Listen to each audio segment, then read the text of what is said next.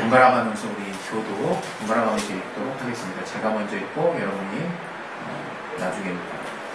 어떤 사람이 주께 와서 가로되 선생님이여 내가 무슨 선한 일을 하여야 영생을 얻으리까? 예수께서 가라사대 어찌하여 선한 일을 내게 묻느냐? 선한 일은 오직 한 분이시느냐? 내가 생명에 들어가려면 계명들을 지키라. 가로되 어느 계명 이유니까?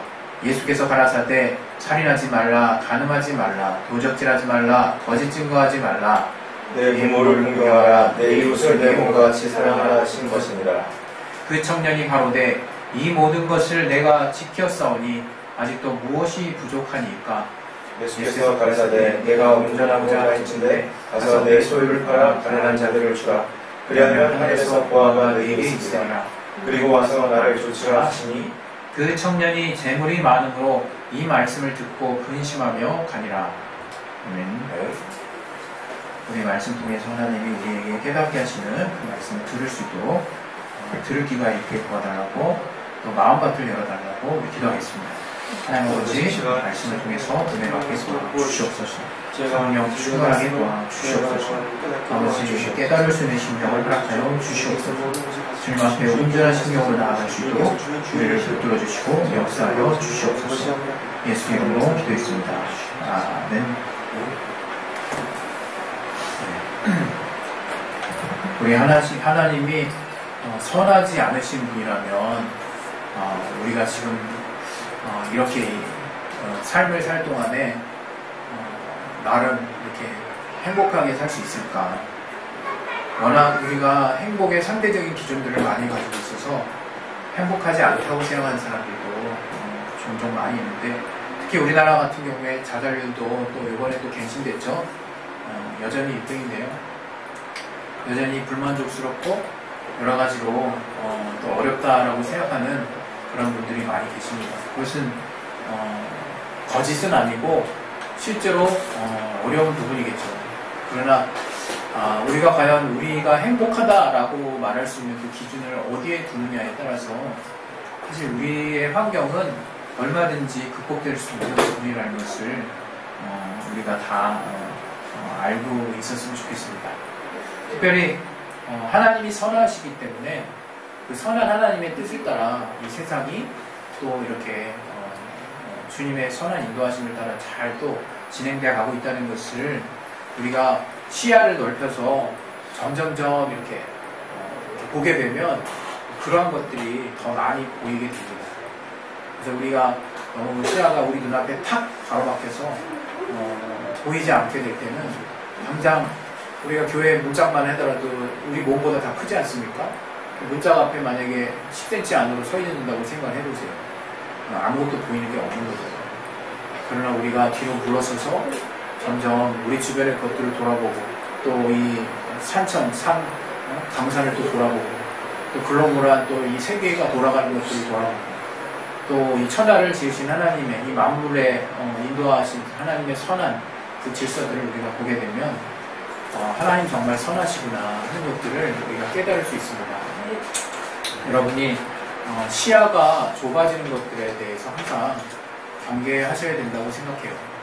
우리 인간은 단지 먹고 마시는 것으로 만족하게 하시지 않았기 때문입니다. 만약에 우리 인간을 그냥 다른 피조물들과 같이 다른 생물들과 같이 생존하는 데만 의미를 두게끔 그렇게 지으셨다면 우리는 그냥 우리 앞에 있는 먹거리만 가지고 평생을 살아도 사실 돼요. 그러나 하나님은 우리를 정말 그분의 뜻을 따라 하나님의 그 성품을 닮을 수 있는 선한 성품을 닮을 수 있는 그런 삶을 주셨어요. 그래서 우리가 아름다움에 대해서 논할 수 있고 좋은 것들에 대해서 생각할 수 있는 겁니다.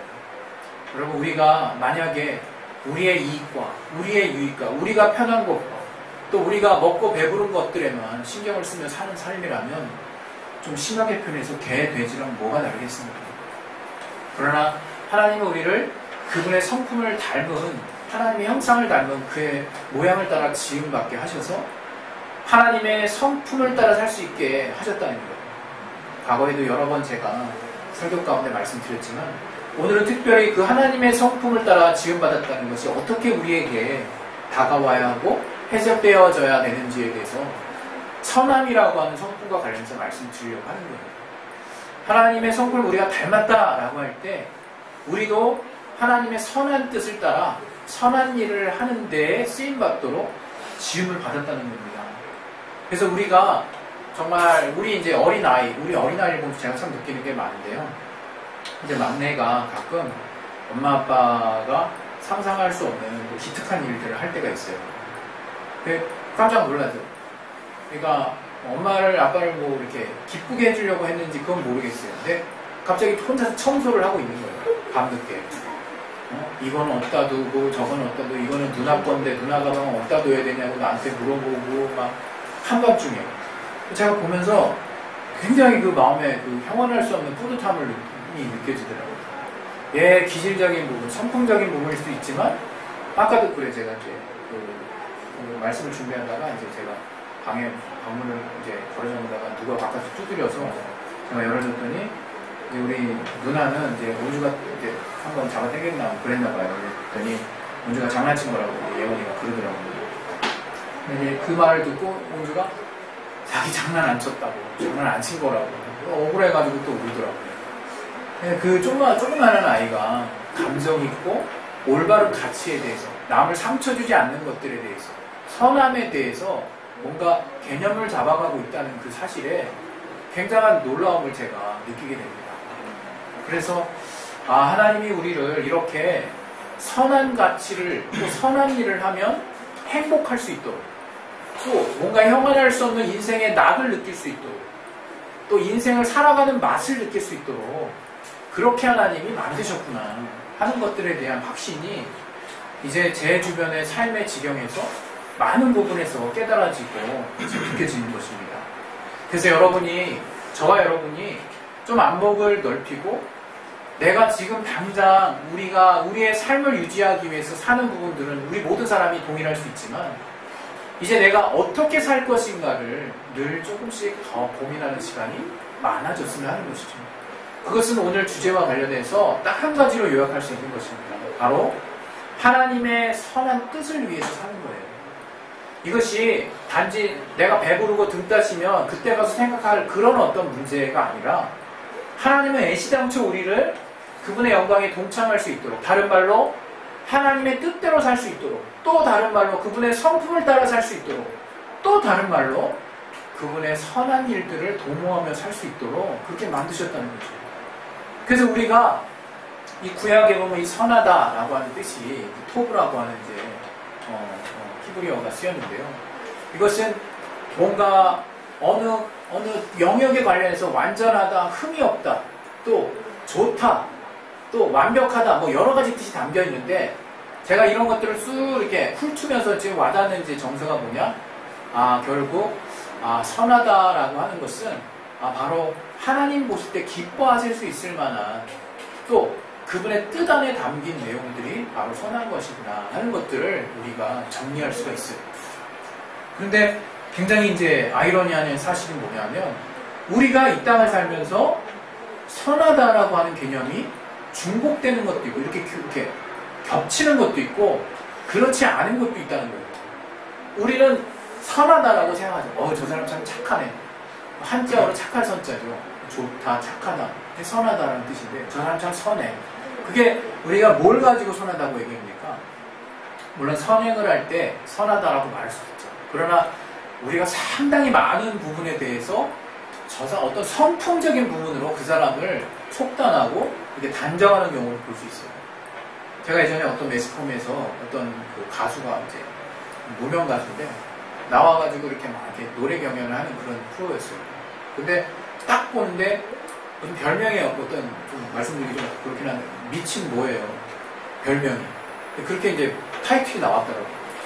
근데 노래를 부르는데 이제 노래 되게 잘 부르는 거죠.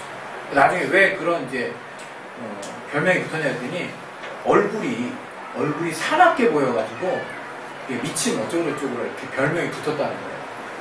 근데 말을 들어보고 행실을 또 보고 물론 말로써 다 또 그 사람이 다 드러나는 것도 아니지만 말에 많은 것이 사실 담겨있는 것도 사실이죠. 속단하긴 이르지만 또 말을 들어보니까 전혀 다른 사람이고 그런데 접촉해보지 않는 한 그 사람을 처음 보는 이미지는 뭔가 독하다, 아니면 좀 나쁘게 생겼다, 아니면 악하게 생겼다, 뭐 이런 식의 이미지들이 이제 잡혀 있는 거죠. 그게 비단 그런 프로에서만 우리가 그렇게 여기는 거겠냐 이거예요. 우리가 길 가다가도 뭔가 막 험상궂게 생긴 사람은 뭔가 악한 사람처럼 보이잖아요. 간혹가다 그렇게 일치하는 사람이 있긴 있죠. 그런데 얼굴은 되게 험한데 순둥이 같은 사람도 있단 말이에요. 마음이 순하고 착한 사람이 있죠. 또 반면에 우리가 또 이 착하다라고 하는 것을 이 외모와 더불어서 그냥 타고난 성품을 가지고 또 판단하는 경우들이 또 더 있어요. 좀 전에도 말한 것처럼 그냥 순하고 또 그냥 무턱대고 그냥 져주고 그 다음에 이렇게 그냥 계속 이렇게 참고 이런 부분들을 가지고 선하다, 착하다 이렇게 그냥 단정 내리는 경우도 있다. 이겁니다. 물론 선함의 요소에 많은 부분에 인내가 있고 또 우리가 또 무던하게 참는 또 무던하게 또 용서해주는 그런 어떤 요소들 또 순한 그런 요소들이 분명히 있어요. 그러나 그런 성품이 선과 동일하게 일치하는 건 아니거든요. 오늘 이 시간에 제가 여러분들에게 특별히 드리고 싶은 말씀은 바로 선하다는 게 뭘까? 그 선하다는 것은 신약에서는 헬라어로 아가도스나 칼로스라는 단어가 쓰였는데 구약하고 좀 비슷해요. 그냥 한마디로 정말 좋고 이제 선하다, 정말 이렇게 착하다, 그러나 온전하다, 여러 가지 그것도 신약도 이제 뜻이 담겨 있는데 탁월하다는 뜻도 있고 결과적으로 그것들을 딱 아우르면서 느끼는 건 뭐냐면 좀 전에도 아까도 말씀드린 것 같이 하나님의 뜻대로 순종할 수 있는 사람이 선한 사람이에요. 그거를 우리가 알면서도 몰라요. 알면서도. 안다고 생각하면서도 하나님의 뜻대로 순종하는 것 따로, 선하다고 생각하는 것 따로, 성격 따로 뭐 이렇게 분리를 해서 생각하고 있더라고요. 여러분, 하나님의 뜻은 선한 것입니다. 하나님 뜻 중에 악한 건 없는 거예요. 우리가 하나님의 뜻을 순종한다는 것은 우리가 선한 삶을 산다는 걸 말하는 거예요. 그러니까 우리가 정말 하나님의 말씀대로 사는 삶을 때로는 우리가 뭔가 깝깝하고 힘든 그런 코드로만 볼 수 있는데 오늘 이 시간에 좀 다른 세계가 열렸으면 좋겠어요. 뭐냐면 내가 말씀을 따르는 사람이 바로 선한 삶이고 그 삶이 내가 인간으로서 가장 아름답고 고상한 삶을 사는 삶이구나. 그것들을 우리가 분명하게 내 안에 자리매김해 두었으면 좋겠는 거예요. 우리는 매 순간 흔들립니다. 뭐 때문에? 선한 일을 하면 좋지 않은 일이 벌어질 것 같은 거예요. 선한 일을 하면 뭔가 안 좋아질 것 같아요. 그러니까 무슨 말입니까? 우리가 선한 일을 하면서 반대로 그 선한 일에 대한 결과에 대해서 우리가 정말 반대의 생각을 하고 있다는 거예요. 선하지 않은 결과를 생각하고 있다는 거예요. 근데 왜 그렇게 되는 것입니까? 그건 우리가 분명히 따져야죠. 그것은 안타깝게도 우리 인간의 자기 결정 때문이라고 생각합니다. 인간의 자기 선택의 결과죠. 하나님은 하나님의 선함과 우리가 선한 일을 했을 때 악한 결과가 나오는 것과 상관없어요. 하나님은 그런 악한 결과가 나오는 것에 대해서 기대하시는 분도 아닙니다. 우리의 자유의지를 통한 선택의 결과 또 그로 말미암아 그것들이 뭉친 커뮤니티, 그것들이 뭉친 지역, 그것들이 뭉친 조직들이 우리가 선한 일만을 할 수 있도록 놔두지 않는 게 문제인 거죠. 그런데 그렇다고 해서 우리가 선한 일의 가치를 뚝뚝뚝 떨어뜨릴 것이냐 이거예요. 우리 스스로 내가 인간다운 삶, 내가 하나님이 부여해 주신 아름다운 삶, 고상한 삶이 무엇이냐? 바로 하나님의 선한 뜻을 따라 사는 삶이라고 합니다. 또 그 뜻 안에 있는 선한 일들을 도모하며 사는 삶이라고 하는 것들에 대해서 내가 그 결과에 따라서 나도 좌지우지할 거냐 이거예요. 그렇지 않습니다. 여러분, 사람들은 이익을 따라가고 때로는요 편의를 따라가고 때로는 더 집단의 이익을 취하기 때문에 불의하고 온전치 못한 또 선하지 못한 일들에 손을 들어줄 때가 있어요. 그러나 우리가 그냥 밑도 끝도 없이 그냥 지혜롭지 못하게 항상 올고들하는 그런 표현을 하려는 것이 아니라 최소한 내 안에 그것들로 인해서 마음이 상하거나 실망하지는 말아야죠. 우리는 선한 길을 가고 있는 거예요. 우리는 하나님의 뜻을 쫓아 한 발짝 한 발짝 나아가고 있는 삶을 사는 것입니다. 오늘 이 본문을 보게 되면 이 청년이 있는데요. 이 청년이 참 범상치 않은 청년인 것 같아요. 우리 중에 젊은 청년이 정말 하나님의 말씀대로 산다는 게 쉽지 않잖아요. 근데 이 청년은 계명대로 사는 삶을 살고 있었어요. 그래서 어떤 성경에는 저를 사랑하여서 예수님이 한 말씀을 더하신 내용이 바로 우리가 후반부에 읽었던 내용입니다. 저를 사랑하사 하면서 말씀하세요. 뭐냐면 너의 재물을 다 팔아서 가난한 자들에게 주고 너는 나를 따라 이 말을 했어요. 근데 저는 여기서 많은 고민을 하게 되더라고요. 도대체 계명에 내 이웃을 내 몸과 같이 사랑하라, 이것이 바로 이 재물을 정말 아낌없이 때로는 정말 다른 이에게 가난한 자에게 주는 것도 다 포함되는 내용이 아니었나. 근데 계명을 왜 다 지켰다 그러지? 막 이런 제가 더 많이 이렇게 확장 해석이 가능해서 이렇게 생각이 되는 건지 그건 모르겠어요. 이 청년이 그때 그 계명의 표면적인 의미, 계명의 당시 이스라엘 그 사회에서 저가 계명을 지키는 것에 좁아진 범주 안에서만 순종할 수 있어서 다 지켰다고 생각했는지 또 모르겠어요. 그러나 분명한 것은 하나님은 지금 우리에게 실제적인 선한 일에 대해서 말씀하고 계시는 거예요. 우리가 신앙생활을 할 때 탁상공론이라고 그러잖아요. 우리 행정가들이 탁상에서 뭔가를 이렇게 기가 막히다고 생각하고 이렇게 딱 이제 공표해가지고 시행령을 내리고 이게 딱 이제 국민들이 따라갈 수 있도록 유보기간을 두고 딱 했는데 벌써 유보기간 동안 말이 엄청 많이 나오죠. 말도 안 되는 걸 지금 이렇게 하려고 한다느니 그런 경우들이 종종 있어요. 왜 그렇습니까? 자기가 직접 몸으로 뛰어보지 않았거든. 몸으로 그 일에 대한 체감이 없으니까 그냥 머리에서 나오는 것으로만 이제 뭔가 정책을 짜고 그런 시행령을 내리다 보니까 이제 실제 시민들이 느끼는 그 괴리감이란 그런 어떤 법과 실제의 삶과 너무나 이렇게 동떨어져 있는 현실을 보면서 이제 정말 불만을 느끼는 거죠. 마찬가지입니다. 우리의 하나님의 뜻과도 우리가 생각해 봐야 되는 문제가 있어요.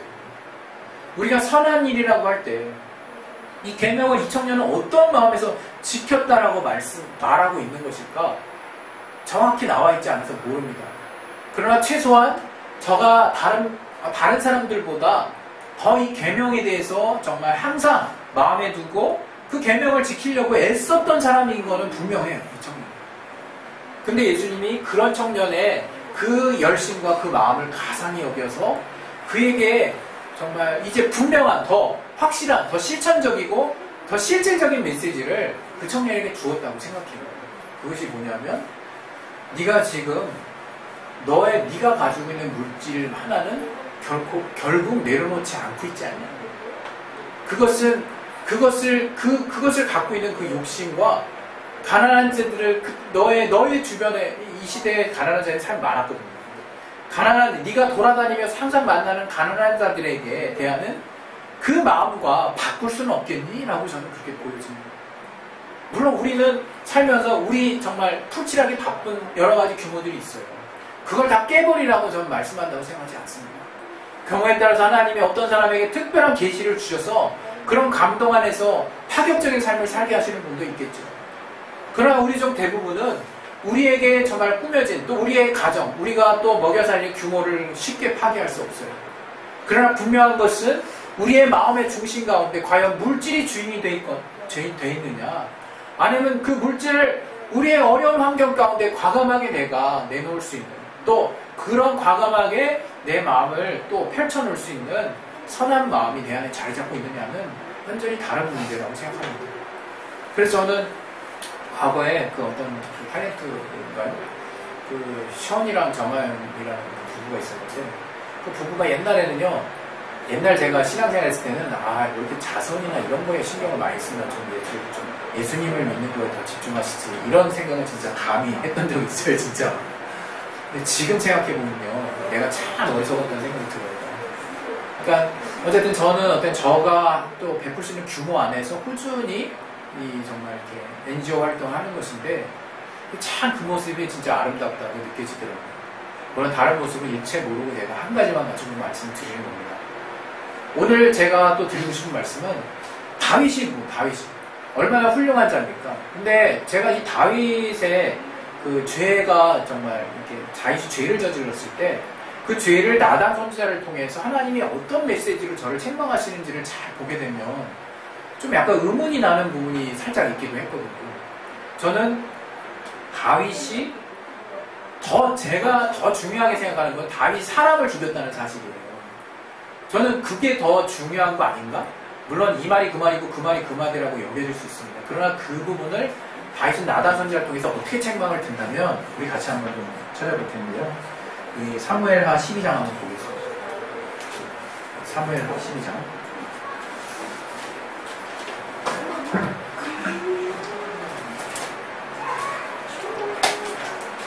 자, 바깥에 우리 보고 있는 거죠? 네. 무슨 우주선 날아가는 소리가 들려요.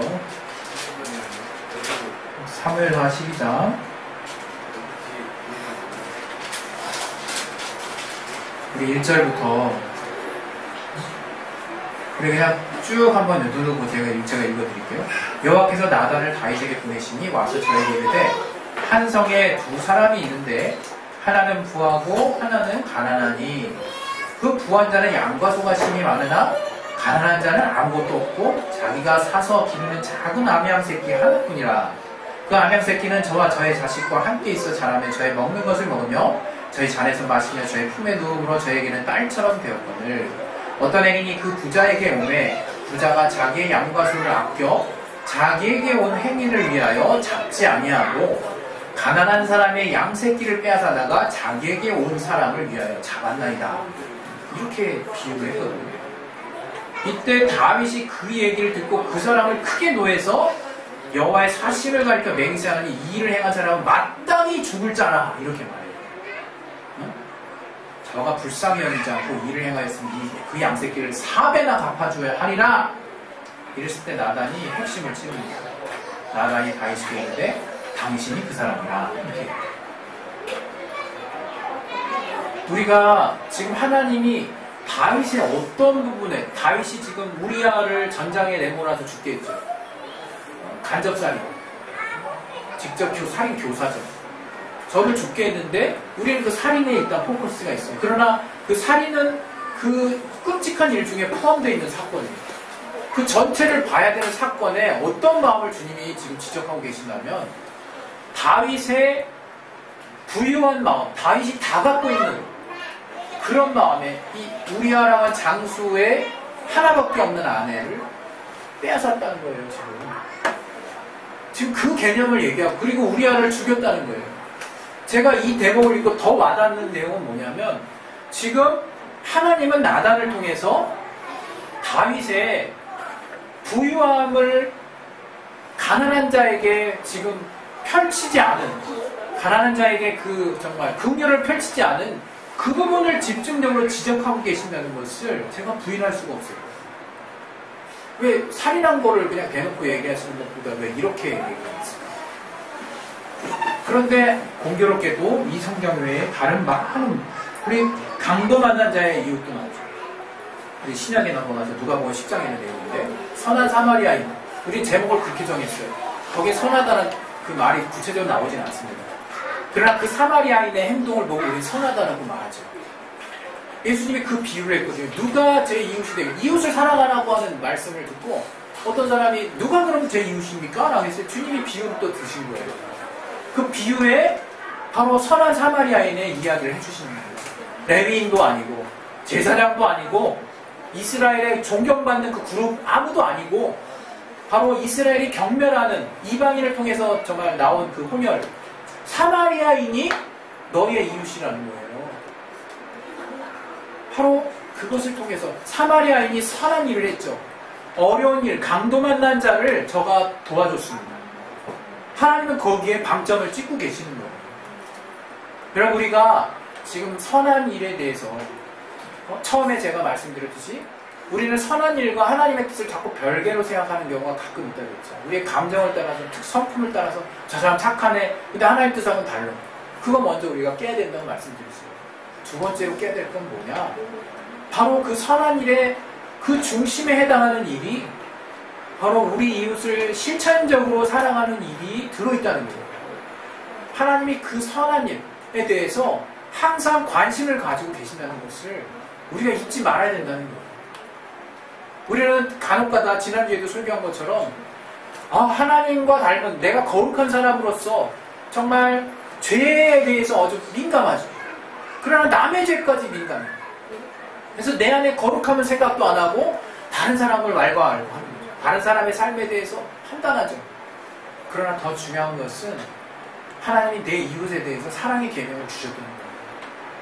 결국 제가 오늘 여러분에게 드리고 싶은 말씀은 오늘 이 본문의 말씀을 통해서 오늘 본문의 말씀을 뭡니까? 오늘 본문의 말씀 우리 같이 한번 좀 보겠습니다. 오늘 본문 말씀은 바로 청년이 어떠한 일을 하여 선한 일을 했을 때 실천적인 것만 하나님이 그 청년에게 지적하신 것이 아니라 구체적인 내용을 말씀하시는 거예요. 구체적인 내용. 바로 우리 주변에 내가 하나님의 의로우신 일, 하나님이 의롭다고 공정하고 공평하다고 여기시는 그 일을 내 삶에 실천적으로 적용할 수 있는 삶을 살아라. 이렇게 말씀하시는 겁니다. 저는 그런 말씀을 들었을 때 저도 막 수두룩닥상 부족하죠. 왜? 늘 내 가정과 내 앞길이 구말리니까. 그러나 그러면서도 제가 계속해서 하나님이 내 안에 두드리시는 이런 말씀들을 통해서 제가 하나씩 돌아보게 됩니다. 기왕이면 또 가다가 제가 운전할 때 제일 아주 험악해지거든요. 그때도 두 마디 할 거 한 마디로 줄이고 욕할 거 욕 안 하고 그 다음에 지나간 사람 맨날 저 사람들은 딱 이제 저녁 되면 다 일어서서 갈 거야. 이렇게 뭔가 변신되는 사람이라고 그렇게만 생각하는 사람들에 대해서도 내 안에 어쨌든 어려움을 당한 사람에 대해서 내가 더 이상 외면하지 말고 코너에 몬 사람들에 대해서 내가 그런 사람들을 보호해주는 일이 기독교인으로서 선한 자로서 마땅한 어떤 자세라고 하는 것들을 제가 계속해서 제 안에 두려고 하는 것입니다. 저와 여러분이 뭔가 우리가 영적하고 보이지 않는 하나님을 섬기고 하나님의 신령한 은사를 맛보았다고 하면서도 정작 하나님이 우리 안에 그분의 선한 뜻을 우리가 이 땅의 삶 가운데 구체적으로 지킬 수 없다면 이것처럼 아이러니하고 괴리된 삶이 어디 있겠습니까? 여러분, 그것은 멀지 않습니다. 여러분과 또 접촉해 있는 많은 또 관계 가운데 하나님의 선함을 드러내시고 또 하나님의 선함이 내가 인간으로서 가질 수 있는 가장 아름다운 삶이라는 것을 분명히 여러분 안에 정체성으로 확립하셔서 더 이상 그런 거 인한 그 결과로 인해서 내가 흔들리거나 좌절하지 않도록 하나님이 내 마음을 붙들어 달라고 이것들을 놓고 우리가 기도해야 될 것이라고 생각합니다. 우리 시간에 이제 기도하겠습니다. 기도하실 때 이 선한 일은 우리의 어떤 성격에 대한 문제도 아니고 또 외모에 풍겨나는 이미지도 아닙니다. 선한 일은 하나님의 뜻을 따라 사는 삶인데 그 하나님의 뜻 자체가 선한 것이고 그 뜻의 가장 중요한 또 중심에 나와 있는 우리가 우리의 주변을 향해서 퍼뜨리는 하나님의 가장 선한 뜻은 바로 이웃을 내 몸과 같이 사랑하라 하신 그 말씀인 것입니다. 여러분, 우리의 삶에 우리의 주변에 그 삶을 살면서 더 이상 손해본다라는 원수의 속임수에 넘어가지 않고 우리가 그 가장 고상하고 아름다운 삶이 바로 하나님의 선한 뜻을 따라 사는 삶임을 내 마음, 내 삶 가운데서 확증할 수 있도록 하나님이 증거로 보여주시고 늘 우리를 위로해달라고 그 시간에 예수의 한 말을 기도하겠습니다. 예수요! 하나님 아버지, 성령으로 충만